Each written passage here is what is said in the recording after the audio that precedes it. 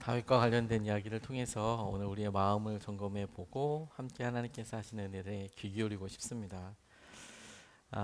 여러분들은 여러분들의 마음의 상태를 어떤 식으로 점검하고 또 어떤 식으로 이것이 자라거나 성숙하게 되기를 원하십니까? 저는 우리 다윗을 생각하면서 다시 처음으로 돌아가 이런 질문을 해보고 싶습니다. 다윗은 왕이 되고 싶었을까? 다윗은 왕이 되고 싶었을까요? 혹은 그가 이런 고난 가운데 오래 처하게 됐을 때 그런 왕이 되기 싫었을까요? 도망다니는 여러 일에서 그는 어떤 것을 원했을까요?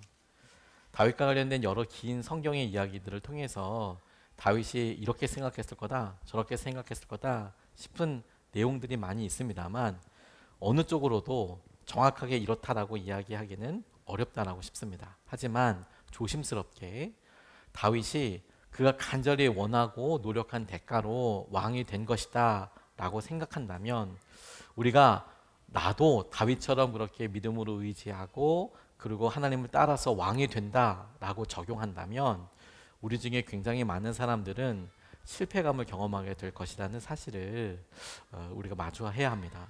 무슨 말이냐면 왕은 한 명밖에 없지 않습니까? 그래서 내가 저와 같은 일이 되거나 하나님을 믿고 섬기는 일에 있어서 다윗처럼 된다라는 것이 반드시 다윗처럼 왕이나 우리가 원하는 소원과 목적대로 이루어진다라는 상황보다도 하나님께서 그의 삶을, 그의 마음을 어떻게 보셨기에 어느 부분을 귀하게 보셨기에 왕까지도 되도록 이끌어 가셨나. 하나님의 마음에 합당했다던 그의 마음은 도대체 어떤 모습이었을까에 주목해 본다면 우리의 삶에 하나님께서 이런 모든 과정과 여정들을 통해서 하시고자 하시는 일들을 10분 우리가 누리고 우리의 것으로 만들 수 있겠다 이런 생각을 하게 되었습니다. 우리가 우리 마음을 설명할 때 우리의 마음속에 요즘 잘 닿는 두 가지 표현이 있다고 싶은데 하나가 이제 오지랖이 참 넓다. 여러 사람들의 일에 참 간섭을 많이 한다. 이런 표현으로서 오지랖이 넓다. 이런 표현을 하기도 하고 또 하나로 교회에서 요즘 예전에 많이 썼는데 요즘은 조금 듣기 어려운 말인 것 같은데 마음이 강팍하다. 강팍하다입니다. 원래 강팍하다. 그리고 정말 놀라운 것은 이 팍이 한자어예요. 그 강팍할 때 굳셀 강자랑 강할 강자랑 괴팍할 팍자를 씁니다.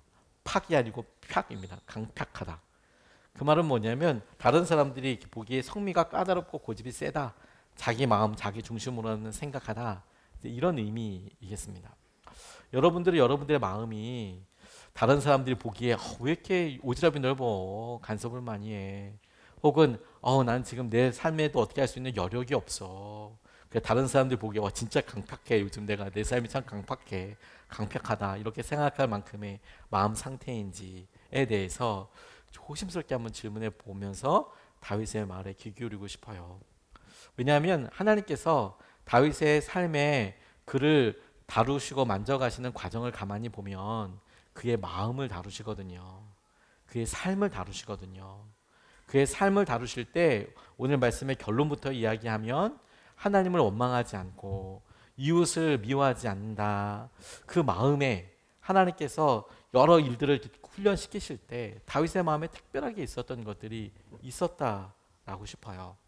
그 일날 사건을 통해서 우리가 조심스럽게 질문해보고 우리가 좀 같이 살펴보고 싶습니다. 제가 오늘 이 본문에서 발견되는 다윗의 마음을 어떻게 좀 적합한 단어가 있을까 싶어서 여러 번 질문했는데 참 많은 단어들을 갖다 댔어요. 뭐 믿음이라고 설명하기도 했다가 사랑이라고도 설명을 했다가 열심, 관심, 뭐 별의별 말로 다 이렇게 설명을 해봤는데 뭔가 좀 제가 말씀에서 붙잡은 것과는 명확하지는 않은 것 같아서 다윗의 마음 공간이라고 일단 이렇게 이름을 지어봤습니다. 다윗의 마음 속에 다른 사람들에게 없었던 우리가 여력, 여유라고 부르기도 하고 그렇게 본다면 믿음에 더 가까운 그러면서도 사랑이라고 할 수 있지만 특정하게 아는 사람이 아닌 불특정 다수를 향한 그런 오지랖까지는 아니더라도 그런 느낌이 나는 마음을 발견할 수 있어요.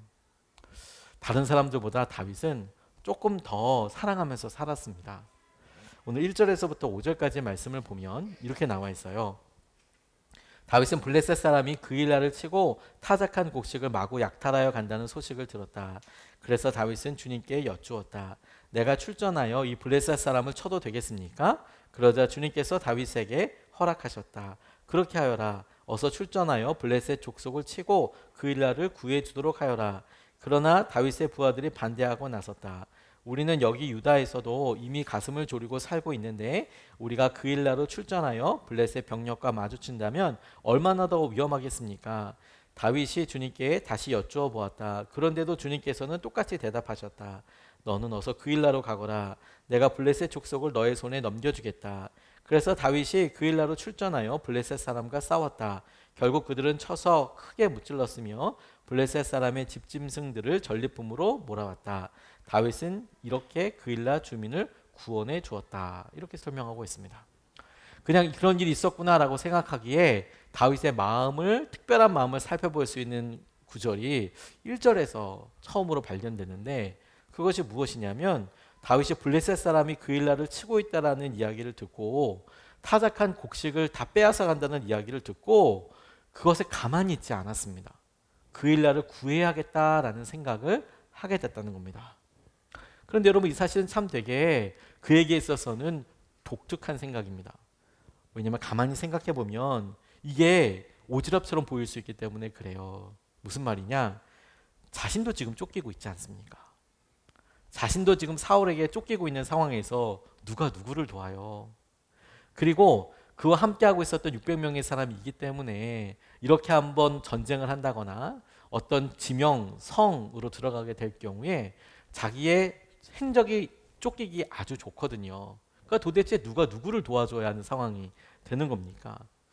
그런데 이런 마음의 조금의 넉넉함과 그의 마음속에 다른 사람들 향한 배려, 다른 사람들 향한 관심, 그것을 조금 더 넘는 적극적인 행동, 그의 마음속에는 여유와 여력이라고 할 수 있는 마음의 공간이 있었어요. 보통 여러분, 우리가 이런 일들을 보면 우리 마음속에 이렇게 이야기합니다. 아우, 내 삶이 너무 빡빡한데 내가 누구를 도와? 그일라와 같은 상황을 만나면 내가 계획하고 있는 일에 나도 이걸 건사하기 힘든데, 우리 가정도, 내 시간도 이걸 건사하기 힘든데 도대체 누구를 도와? 어떻게 섬겨? 이런 것들이 일반적인 마음이거든요. 우리가 흔히들 경험하는 우리의 마음속에 쉼 없이 대치하고 싸우고 있는 마음의 태도 중에 하나입니다.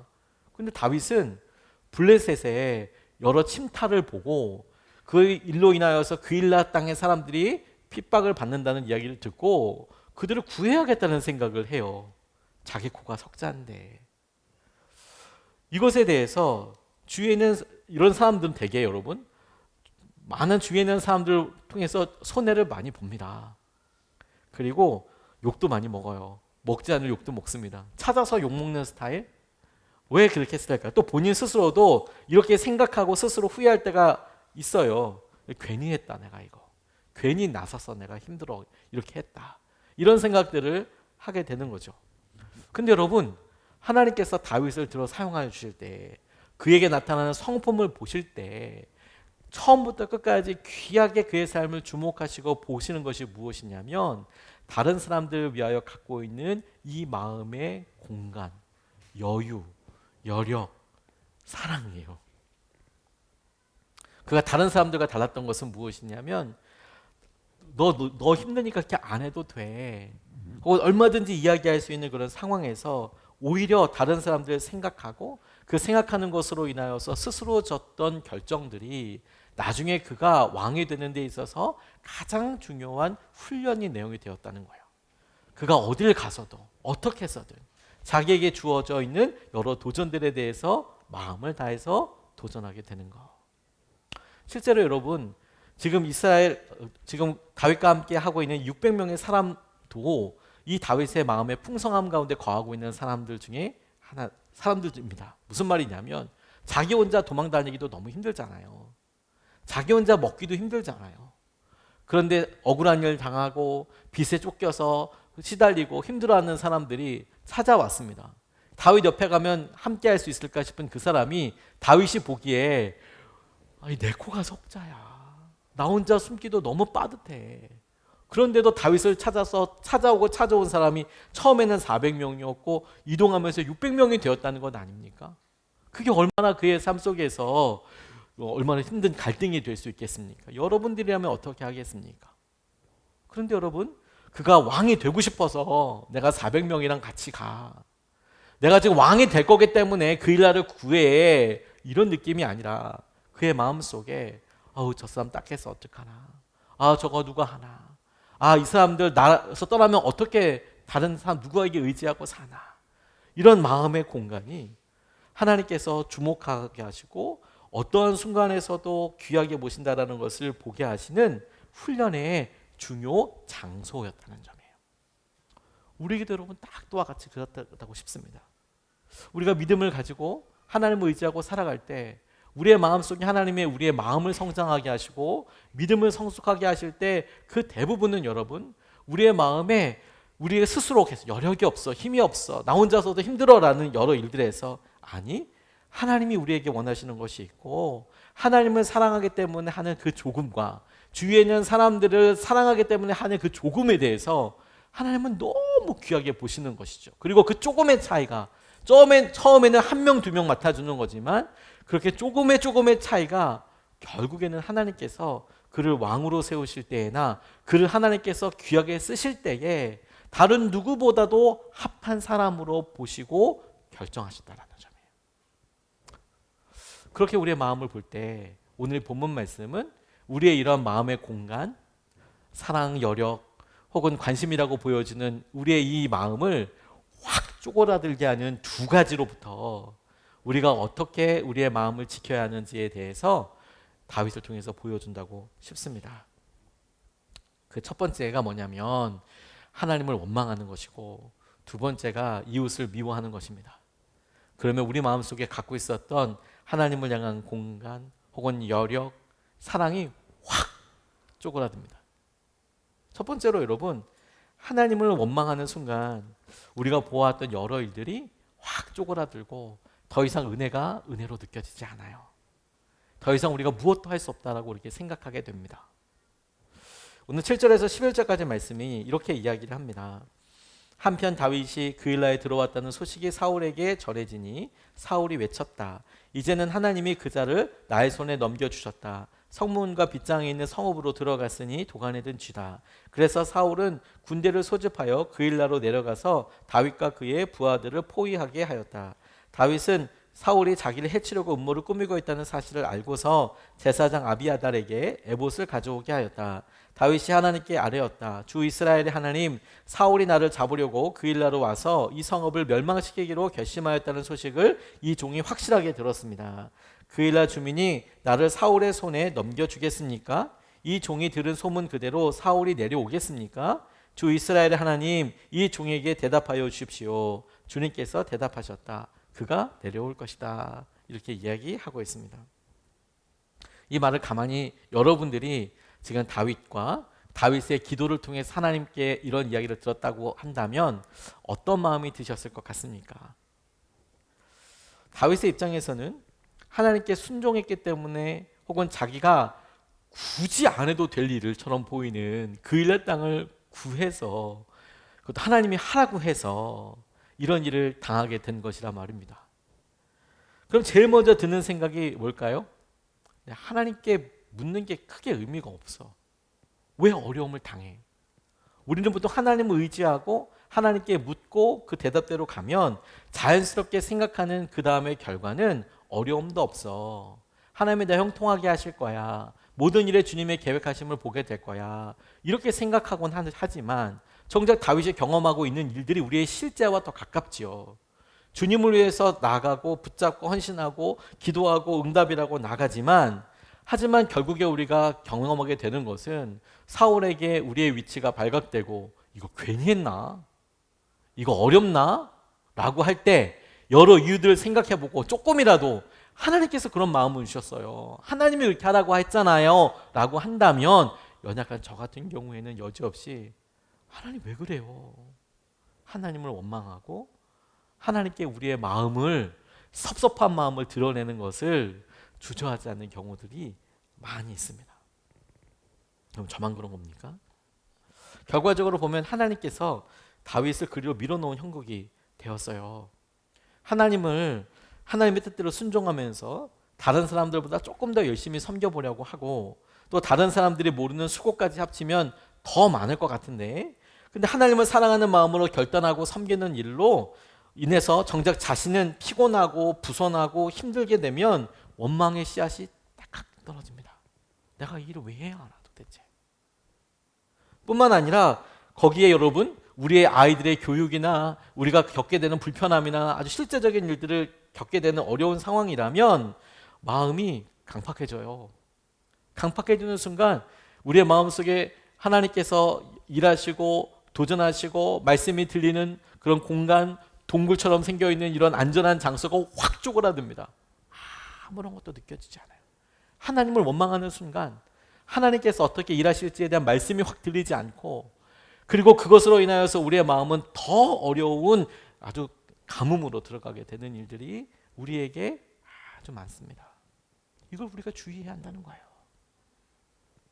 욥에게 여러분 진짜 어려움이 있게 된 것은 그가 하나님 앞에 신실하게 찾아가고 예배하고 자녀들 위해서 예배하는 사람이었음에도 불구하고 고난이 그에게 차례로 다가왔습니다. 하나하나가 너무 끔찍이 아픈 고난이어서요. 말이 그렇죠. 여러분 본인이 갖고 있었던 가축대가 다 죽었다. 재산의 어떤 부분에 큰 손실이 있었다. 이게 그냥 그렇구나라고 넘어갈 수 있는 게 아니라 너무 아프고 쓰리잖아요. 직장에서 정리해고가 됐다든지 이건 그냥 우리가 믿음의 사람들이 이야기하면서 괜찮아요 라고 이야기할 수는 있지만 참 그게 그럴수록 대단한 것이 그게 그렇게 쉬운 문제가 아니지 않습니까? 밤에 잠도 안 오고 밥도 못 먹을 만큼 어려운 일이지 않습니까? 근데 그런 일이 욥에게 차례차례 있어서 결국엔 자기 자녀들까지 다 죽게 되는 아주 안타까운 일이 있었어요. 그런 고난과 어려움이 있고 힘들죠. 힘든데 그의 삶이 그럼에도 불구하고 하나님 앞에 입술로 원망하지 않았대요. 그거 아십니까? 그럴 때 하나님께서 사단에게 욥을 자랑하셨어요. 그런 어려움이 있을 때 욥이 스스로 입을 열어 원망하지 않는 것을 보고 하나님이 그를 귀하게 여기셨어요. 자랑하셨어요. 그러자 사단이 또 하나님 앞에서 욥을 이렇게 시험하자고 이야기하면서 그의 건강을 칩니다. 종기가 나고 막 그러면서 죽지도 못하고 살지도 못하는 안타까운 일에 있을 때에도 하나님께서 주목하셨던 것은 무엇이냐면 그의 입이에요. 입. 고난과 어려움을 통하여 그가 그 일로 하나님을 원망하지 않습니다. 하나님이 그에게 주목하고 계셨던 것은 그의 입술이고 무슨 말을 하는지 원망이에요. 원망. 안타깝게도 그를 위로해 주겠다는 친구들이 와서 그를 보고 슬퍼하고 그리고 침묵의 7일이 지나고 나서 그가 스스로 자기 삶에 대해서 자기 생애를 저주하여 말하기 시작한 것으로 인해 욥기는 3장이면 끝낼 수 있었는데 42장까지 이어지게 됐어요.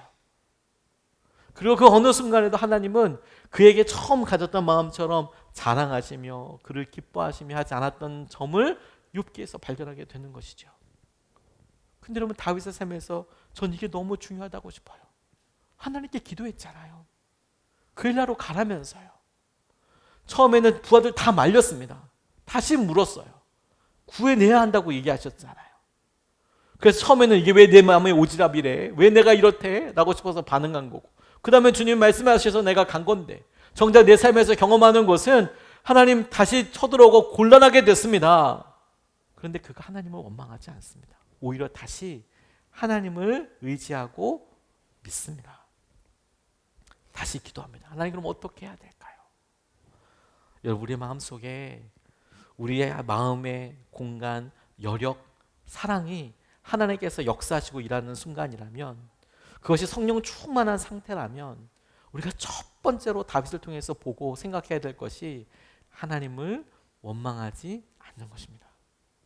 하나님께서 하실 은혜를 놓고 오히려 주님 앞에 메어 달리고 의지하며 나아가야 한다는 거예요. 두 번째로 우리의 마음이 확 쪼그라드는 순간은 다윗을 통해서 볼 수 있는 것은 언제냐면 우리가 이웃을 미워하기 시작할 때입니다. 이웃을 사랑한다 이렇게 표현을 하지 않고 오히려 미워하지 않는다고 이야기하는 게 뭐냐면 이 사랑한다는 말이 너무 넓다 보니까 이렇게 해도 저렇게 해도 다 사랑한다고 표현되지 거잖아요. 근데 미워하지 않는 것은 너무 명확하게 우리가 무엇을 해야 하는지를 딱 지칭하는 말이어서 진짜 좋은 말이라고 싶어요. 미워하지 않는 거예요. 미워하지 않는 거. 다윗의 입장에서 다시 한번 여러분 생각해 보십시오. 12절 13절 말씀을 보면 이렇게 이야기하고 있습니다. 다윗이 다시 한번 여쭈었다. 그일라 주민이 정말로 나를 나의 부하들과 함께 사울의 손에 넘겨주겠습니까? 주님께서 대답하셨다. 넘겨줄 것이다. 그래서 다윗은 600명쯤 되는 부하를 거느리고 그일라에서 벗어나 떠돌아 다녔다. 다윗이 그일라에서 빠져나갔다는 소식이 사울에게 알려지니 사울은 출동하려다가 그만두었다라고 이야기하고 있습니다. 그냥 한 줄로 나와 있는 이것을 여러분 한번 여러분들이 다윗이라고 생각하고 그 그일라 땅에 머물고 있고 이 되어지는 일들을 여러분이 직접 경험했다고 생각해 보십시오. 막 이렇게 느껴졌을 것 같습니다. 함께 했던 부하들이 처음에 그일라로 내려가겠다라는 다윗의 이야기를 듣고 염려했던 일들이 다 일어났습니다. 무슨 말이냐? 그가 블레셋과 전쟁을 해서 격퇴시켰습니다. 그래서 블레셋의 적이 됐어요. 이제 전쟁을 했으니까 확실하게 이제 어떤 전쟁이었으니까 사륙이 없진 않았을 거 아니겠습니까? 그래서 적이 됐어요. 그리고 그가 우려했던 대로 사울이 이제 내려와요. 그러니까 부하들이 일어나겠다는 말이 다 일어났어요. 다 일어났어요. 그러면 이렇게 될 때 여러분 우리들의 마음이 아 그렇구나라고 넘어가기보다 대부분의 경우들은 그것에 그 일을 일으키는 사람들을 미워하게 돼요. 우리의 미움이 막 부모님을 막 어떻게 한 그런 철천지 원수에게 향하는 것이 아닙니다. 사실은 여러분에게 섭섭한 말을 한 그 한마디 때문에 그 사람이 죽도록 미워지기도 해요. 나를 섭섭하게 했던 그 사람, 알아주지 않던 그 행동, 배려 없었던 일, 심지어 배려는 그 사람이 내게 주는 것임에도 불구하고 나를 배려해주지 않았던 것 때문에 미운 거예요. 내 권리도 아니면서 미워지는 일들이 우리에게 정말 많죠. 이 미움의 갈고리가 어디에 걸리든 여러분 우리의 마음의 흐름이 다 그렇게 합리화시키고 나아간다는 것 아닙니까?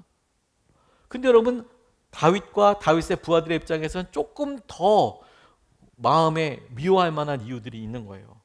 선의를 베풀었잖아요. 구해주었잖아요. 블레셋으로부터 죽을 수도 있고 맨날 수탈당하고 있는 그들에게 찾아가서 그들을 격퇴시켜 주었을 뿐만 아니라 전리품도 갖고 왔잖아요. 그런데 그렇게 도와주고 구해주었던 그일라 사람들이 실망스러운 일을 한다면 제일 먼저 그 사람에 대한 혹은 그런 일들에 대한 섭섭함이 마음에 확 들 것이고 미운 마음이 들지요. 그게 우리의 마음에 실제로 경험되고 있는 것 아닙니까? 그런 여러 일들이 있으면 아 그렇구나라고 하지만 우리 마음속에 여전히 마음을 쓸어내리면서 삼켜야 될 만한 섭섭함이 있고 어떨 때는 말이라도 좀 곱게 해주지 그렇게 말하는 것으로 인하여서 우리 마음에 막 무슨 정처럼 기준점 좀 팍 바뀌어서 아프게 하는 그런 일들이 우리에게 있죠. 그래서 우리도 그런 마음에 섭섭한 마음에 말도 막 그렇게 하고 결국에 싸움도 일어나게 됩니다. 다윗에게는 당시 블레셋을 격퇴할 만큼의 힘이 있었습니다. 그 말은 사울 왕이 오기 전에 그일라 사람들을 얼마든지 힘들게 할 수 있었다라는 것을 의미하기도 합니다. 그일라 사람들은 블레셋을 격퇴시킬 수 없어서 계속해서 수탈당하고 있었잖아요. 빼앗기고 있었잖아요. 그런데 다윗이 그거 해결해 줄 수 있었을 정도의 힘이 있었어요. 근데 그들이 나가면서 그일라 사람들에게 같이 죽자고 얘기하는 게 아니잖아요. 적어도 여러분 지금 뭐 북한 사람들이 김정은 정권에 대해서 얘기할 때 우리가 뭐 백두혈통을 옥쇄하겠다, 같이 죽겠다 이런 마음으로 다윗이 그런 걸 바라지는 않을 거예요. 그일라 사람들이 뭐 다윗을 막 절대 옹위 막 이러면서 뭐 절대 옥쇄하겠다 뭐 이런 거 원하지도 않을 거예요. 적어도 내어두지는 말고, 적어도 어디 있는지 신고하지는 말고, 적어도 그렇게 있으면 말이라도 곱게 하고 미리 알려주고 그런 거여도 충분할 텐데 다윗이 보기에 내어준다라는 여러 일과 마음들이 얼마나 섭섭하고 힘든 일입니까? 그러니까 다윗이 그들이 미웠다라고 이야기해도 크게 이상하지 않을 법이에요. 오히려 여러분 다윗이 그럼에도 불구하고 그일라 사람들 사랑했다 이러면 전 정말 현실적으로 마음에 안 닿았을 것 같아요. 왜냐면 저는 그게 되게 힘들 것 같거든요. 아니 구해줬으면 자기들도 조금 어떤 행동들을 해야 되는 거 아니야? 근데 그일라 사람들은 아무런 항구가 없습니다. 물론 그들에게도 이유가 있죠. 어떻게 사울을 이깁니까? 어떻게 피합니까? 자기는 여기서 계속 살아야 하는데. 근데 다윗의 입장에서는 여러분 얼마든지 미워할 수 있죠. 근데 다시 한번요. 미워하는 마음은 반드시 우리 마음을 강팍하게 만듭니다. 확 쪼그라들어요. 더 이상 그 사람에 대한 배려도, 그 사람에 대한 사랑도, 그 사람을 향한 기도도, 그 사람을 향한 작은 몸부림도 하지 않게 돼요. 그러면 그 사람이 손해이죠, 사실. 하지만 여러분 정작 그 사람은 그 사실 알지도 못합니다. 우리의 손해이 사실. 남아서 진짜 그 결과를 마주하는 사람은 우리죠. 우리만 힘들어하게 되는 것이죠. 다윗의 삶에서 놀라운 것은 무엇이냐면 한 줄로 나와 있음에도 불구하고 다윗이 그일라 사람들에게 절대 어떤 위해를 가한다거나 괴롭힌다거나 말하지 않고 있다는 거예요. 그저 하나님께 질문하고 다시 그일라에서 어떤 자기의 권리나 무엇을 주장하기보다 나가서 다시 그들과 함께 사는 삶을 살았다라는 것이죠. 저는 이게 우리에게 주는 분명한 지시하는 바가 있다고 싶어요. 우리가 원하는 것만큼 미워하지 않는 것, 우리가 강팍하진 마음에서 그냥 살아가지 않는 것. 다윗이 하나님께서 그를 마음에 합한 사람으로 여기시고 그를 왕으로 세우셨던 중요한 이유가 뭐냐면 그가 그렇게 잔인하지 않았어요. 자기 적들에 대해서도. 지금도 그렇지만 그가 왕이 돼서도 압살롬에 의해서 쫓겨나갈 때, 그리고 압살롬과 전쟁이 있을 때 압살롬을 죽이는 것을 원치 않았어요. 그가 그렇게 쫓아나갈 때 자기에게 욕을 하는 시므온에 대해서 저거 가서 죽입니까? 라고 이야기할 때 죽이기를 원치 않았습니다. 나쁠 때만 그런 게 아니라 좋을 때도, 다시 돌아올 때에도 다시 시므이가 와서 용서를 구할 때 그렇게 말을 해놓고서 다시 용서를 구할 때 다윗이 그에게 자기의 생각과 마음대로 다 하지 않았습니다. 그걸 미워하지 않았어요. 그걸 표현하지 않았어요. 하나님께서 다른 누구보다도 특별하게 다윗을 소중하게 여기시고 기쁘게 여기셨던 그 마음을 둔다면 저는 다윗의 마음에 있었던 이 마음의 공간이라고 싶어요. 잔인하지 않은 것, 미워하지 않은 것. 오히려 그럴 때 하나님의 말씀을 의지하는 것, 하나님께서 바뀌실 것을 신뢰하는 것, 이게 정말 중요한 의미가 되는 거예요. 제가 한 번은 중학교 아이의 참 귀한 믿음의 이야기를 듣고 큰 감동을 받은 적이 있었습니다. 이 녀석이 중학교 2학년인 때에 키가 183이었대요. 저랑 키가 비슷한 거죠. 183이면. 그리고 몸이 굉장히 이렇게, 아직 중학교 2학년이면 어린 나이임에도 불구하고 몸이 굉장히 좀 이렇게 좋았대요. 이렇게 두껍고 애가. 도대체 뭘 먹으면 그렇게 되는지 부럽기도 합니다.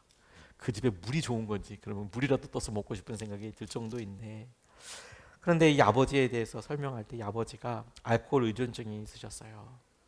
그리고 그것으로 인하여서 어머니에게 가정폭력을 행사하셨어요. 어머니를 많이 때렸어요. 그런데 자신도 많이 맞았어요. 아버지한테. 술 먹고 오는 날은 아버지가 엄마랑 자기를 그렇게 두들겨 패셨다는 거예요. 그런데 자기 동생은 안 때리더래요. 걔가 너무 밉더래요. 왜 아버지가 술 먹고 들어오면 엄마한테도 손찌검을 하고 자기도 때리는데 왜 동생은 안 때려? 동생이 너무 밉더래요, 동생이. 그럼 동생은 내가 때려. 이런 생각으로 막 이제 뭐 애가 너무 미운 거예요, 동생이. 근데 그런 삶을 살다가 중학교 1학년 때 예수님을 만났어요. 주님을 만났어요. 그러면 안 되는구나. 내가 동생을 때리면 안 되는구나. 미워하면 안 되는구나. 어린 마음에도 철들었죠. 근데 여러분, 우리의 미움이 흘러가는 방향도 그렇지 않습니까? 뭐 특별한 이유와 논리적이고 합당한 이유가 있어서 사람이 밉습니까? 그런 게 어디 있습니까? 그냥 먹는 것도 싫고 숨 쉬는 것도 싫고 다 싫죠. 미우면. 동생이 그랬는데 그거 주님께서 원치 않는다는 생각이 들었어요. 그런데 중학교가 됐던 어느 날 밤 12시가 넘어서 이 아이가 교회를 찾아왔다는 겁니다. 그래서 물었대요. 무슨 일이 있었냐고. 근데 애가 대답도 못하고 꺽꺽꺽 하면서 너무 힘들어 하더라는 거예요. 물도 이렇게 먹으면서 좀 앉아서 그래 좀 쉬어봐. 왜 그래? 무슨 일이 있었어? 이렇게 이야기를 하는데 아이가 그날 밤에 있었던 이야기를 이제 다 이제 하는 거예요. 그날도 아버지가 이제 술을 이빠이 드시고 오셔가지고 분위기가 아주 그냥 살얼음판이었는데 시작이 된 거예요. 어머니를 막 그렇게 막 못 살게 하고 이러는데 그날은 좀 되게 심했나 봐요. 애가 이렇게 보기에 너무 하신다 엄마에 대해서. 그러니까 애가 등치가 있으니까 중학교 2학년이긴 하지만 등치가 있으니까 엄마를 어떻게 좀 도와줘야겠다, 보호해야겠다는 마음에 아버지를 뒤에서 이렇게 꼭 안은 거예요. 백허그. 그러니까 아마 등치가 아버지보다 얘가 더 컸나 봐요.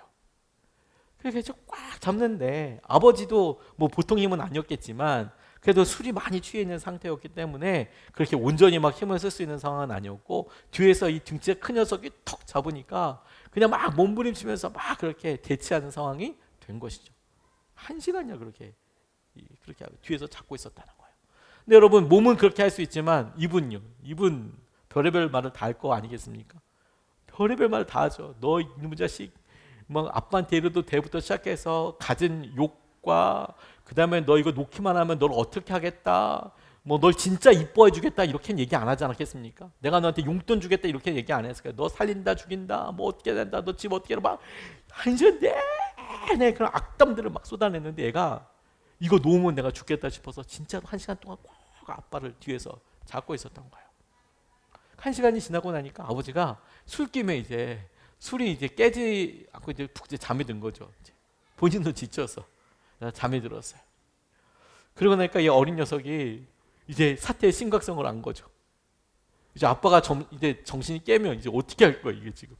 제가 뒤에서 잡았는데 아버지가 이거 안 놓으면 뭐 죽인다 살린다 이렇게 난리가 났는데 이제 아버지가 잠들었고 이제 깨면 이 후폭풍을 애가 감당할 수가 없겠다고 생각이 든 거예요. 이제 비로소 현실이 이제 확 찾아온 거죠. 그래서 도망쳤어요. 집에서 나와버렸어요. 근데 12시 넘어서 중학교 2학년짜리가 어딜 갑니까? 그러니까 막 애가 울면서 있다가 교회에 찾아온 거예요. 근데 엄마도 이제 사태가 진정되고 나니까 애가 뛰쳐나가니까 엄마도 너무 걱정이 돼서 이제 친구들한테도 그렇지만 교회에다가 전화를 해서 교회 이제 권사님께 연락을 해서 우리 애가 거기 찾아갈 수 있으니까 애 좀 잘 잡아달라고, 딴 데 못 가게, 이 밤에 어디 가냐고 거기서 좀 잘 봐달라고 이렇게 이제 이야기를 해놓은 상태여서 이제 문도 열어주고 이제 그래 들어와라 교회 사무실에서 이제 있게 된 거였어요. 한참 애가 그런 이야기를 다 이야기하고 진정이 될 즈음에 전도사님이 애한테 물어봤답니다. 전도사님도 애한테 뭐 해줄 수 있는 말이 없죠. 뭘 어떻게 하겠습니까? 아버지 뭐 술을 끊게 하겠습니까? 뭐 이걸 뭘 해줄 수, 애한테 뭘 하라고 얘기해 줄 수 있겠어요. 하지만 너무 안타까운 마음으로 그래 이제 어떻게 할 거지? 이제 너 이제 어떻게 할 거니? 그랬더니 이 녀석이 이렇게 이야기하더라는 거예요. 아버지 용서해요. 아직 예수님이 만나주지 않으셨으니까요. 아버지 용서해요. 아버지 미워하지 않기로 결정하고 아버지 용서해요. 아직 예수님이 만나주지 않으셨으니까요. 그리고 기도하기 시작했다는 거예요. 아버지가 한 6개월 동안 자기도 심하게 생각했는데 술을 끊으셨대요. 물론 나중에 다시 드셨다고 이야기를 전해 들었어요. 그리고 시간이 더 지나서 그 친구가 신학교도 가게 됐고, 제가 이 간증을 설교 시간에 한번 나눴는데 어느 집사님이 오셔서 본인도 똑같은 경험을 했다고 제게 이렇게 와서 눈물이 글썽글썽하면서 말씀하시더라고요. 고등학교 때 아버지가 그렇게 하는 날 자기도 맞다가 나와서 뛰쳐나왔는데 갈 데가 없어서 어떻게 해야 될지 고민하고 있는데 자기가 다니던 그 개척교회에 찾아갔더니 그 교회 목사님이 자기에게 붙잡아 주셔서 자기가 지금 이렇게 되고 나아가게 되었더라고. 여러분, 미워하는 것은 가만히만 있어도 우리 사람들 미워하는 거 진짜 쉽습니다. 거기에 조그마한 원인이 있으면 우리는 우리 스스로 미워하는 것 하며 사는 것 당연하다고 생각해요. 그래도 된다고. 나는 그래도 된다고. 그런데 여러분, 다윗에게서 발견된 놀라운 일은 그게 누가 보기에 합당하고 아니 주관적으로 그래도 돼라고 이해할 수 있는 부분이 있더라도 미워하지 않아요. 너무 가혹하게 하지 않습니다. 오히려 하나님께서 변화시켜 주실 거야 라고 하나님의 손길과 하나님을 더 의지하게 돼요. 안 변하면 어떡합니까? 할 수 없는 거죠 뭐. 하지만 우리가 심판자는 아니잖아요. 다윗은 그것을 알았던 것 같아요. 그리고 보니까 이런 마음을 다른 사람들 미워하지 않고 하나님을 원망하지 않는 이런 마음을 고린도전서 13장 4절 5절 말씀에는 이렇게 표현했더라고요. 사랑이라고 이야기하면서 이렇게 표현했어요. 4절 말씀을 보면 사랑은 오래 참고 친절합니다. 친절, 마음의 공간. 처음에 제가 친절이라는 생각도 해봤어요. 내가 이 사람들 앞에 열이 겪고 힘들더라도 한 번이라도 웃어주고 친절합니다. 사랑은 시기하지 않으며 뽐내지 않으며 교만하지 않습니다. 사랑은 무례하지 않으며 자기의 이익을 구하지 않으며 성을 내지 않으며 원한을 품지 않습니다. 원한을 품지 않습니다. 저는 사랑이라는 표현이 참 많이 적용되고 마치 거대 담론처럼 진짜 뜬금없이 사랑 이러면 도대체 뭘 해야 되는지에 대해서 고민을 하게 돼요. 근데 여러분, 이렇게 말씀하신 하나님께서는 우리가 어떤 사람이 너무 믿고 얄밉고 힘든데도 억울한데도 그 사람을 미워하지 않기로 결정하고 적어도 미워하지 않는 것을 하나님은 사랑이라고 써주신 거라는 거예요. 하나님께는 그게 하나님을 원망하지 않는 것? 우리가 봤을 때 힘들어 죽겠는데 그럼에도 불구하고 하나님을 원망하지 않고 있는 거? 하나님은 그 믿음이라고 써주신 거예요. 그걸 하나님을 사랑하는 거라고 이해해 주실 거라는 거예요. 하나님의 말씀대로 살았는데 여러분, 그 일날 땅에서 더 힘들게 된 그런 성도님들이 이 자리에도 있으십니다. 교회 선신하고 나가는데 더 힘들어요. 퍽퍽해요. 하나님 믿음으로 아이들을 키워보려고 하는데 녹록지가 않아요. 하다못해 부부 사이도 쉽지가 않습니다. 근데 여러분, 그런 일들이 있는데 정작 커다란 문제는 뭐냐면 그런 일들로 인해서 우리의 마음이 강팍해진 거예요. 우리의 마음이 쪼그라든 거예요. 강팍해진 거예요. 하나님께서 그걸 훈련시키시는 거예요. 그게 우리의 훈련 대상이자 하나님께서 귀하게 보시는 내용이라는 겁니다. 다윗이 왕이 될 수 있었던 것은 그러니까 끝까지 하나님의 손에서 훈련받고 하나님께서 세우시는 자리까지 갈 수 있었던 것은 그가 이 마음을 놓지 않았기 때문이에요. 마음의 공간을. 내가 하나님께서 뭔가 내게 원하시는 것에 순종할 수 있는 공간. 마치 동굴의 음성이 들려오듯이 하나님에게 내게 말씀하실 수 있는 공간. 내가 순종할 수 있는 여유. 그럼에도 불구하고 내가 하나님 앞에서 더 힘을 내볼 수 있는 마음의 중요한 자리. 그의 마음속에 사람들이 품어지게 된 것이죠. 그가 가졌던 마음이 모아져서 이스라엘 사람들을 섬길 수 있게 되었을 때 사람들이 찾아와서 왕이 되도록 한 거예요. 그가 왕이 되고 싶었건 되기 싫었건 이미 그는 왕의 역할을 하고 있었던 것이죠. 사람들이 와서 쉬는 것, 하는 것. 여러분, 우리의 마음속에 세상을 다 포용하고 살자는 게 아닙니다, 여러분. 오늘 우리 한 번쯤 살면서 우리가 겪고 있는 일에 적어도 실망스럽고 어려운 일이 있다면 적어도 한 번 이상 하나님을 원망하지 않는 거예요. 너무도 당연하게 이거 왜 이런 일이 있어요? 라고 생각해. 하나님 원망하면 안 되지. 사람은 이웃을 미워하면 안 되지. 하나님께서 그 마음을 축복하시고 놀라운 주의 은혜로 더해 오실 것이라고 믿습니다. 그러고 보니까 스가랴 말씀에 하나님께서 바벨론 포로 생활 이후에 회복시켜 주실 때 이런 약속을 하시더라고요. 스가랴 12장 10절 말씀에 보면 저는 오늘 본문 말씀이랑 딱 아구가 맞아떨어진다고 생각했어요. 이렇게 말씀하세요. 그러나 내가 다윗 집안과 예루살렘에 사는 사람들에게 은혜를 구하는 영, 원망하는 게 아니라 원망하고 이렇게 하는 게 아니라 은혜를 구하는 영 하나, 은혜를 주십시오. 은혜를 구하는 영과 용서를 비는 영, 네가 나한테 사과해야 돼가 아니라 하나님 앞에 용서를 구하고 주위에 있는 사람들에게 미워하지 않고 오히려 내 마음속에 있는 강팍함에 대해서 용서를 비는 영을 부어주겠다. 여러분, 이 마음으로 하나님께서 우리 주위에 생명의 숨구멍을 내셔서 많은 것들을 살아나게 하고 하나님께서 주신 은혜와 마음의 열매들을 저와 여러분들이 충분하게 누리게 하여 주실 줄로 믿습니다. 오늘 여러분 이렇게 좀 나눠보시면 좋겠습니다. 당신의 마음의 공간, 여유를 가장 좋을 때를 10, 가장 나쁠 때를 1, 해서 지금의 상태의 점수를 한번 매겨보십시오. 뭐 그렇게 해보라고 했더니 마이너스 10 뭐 이렇게 하지 마시고 가장 좋을 때가 10, 가장 어려울 때가 1. 지금 여러분들의 마음은 어느 정도인 것 같습니까? 1이면 다분히 강팍해진 상황이고 10이면 그래도 좀 나눌 수 있는 은혜가 있다면 하나님 왜 그렇게 생각되는지 한번 나눠보셨으면 좋겠습니다. 두 번째, 하나님에 대해서 혹시나 원망하거나 섭섭한 일이 있다면 무엇입니까? 나누어 보십시오 한번. 이거 나누는 게 중심이 아니고요. 어떤 일 때문에 내 마음속에 그렇다고 한다면 그럼 그리고 어떻게 기도할 수 있겠는지 기도 제목으로 한번 나눠 보십시오.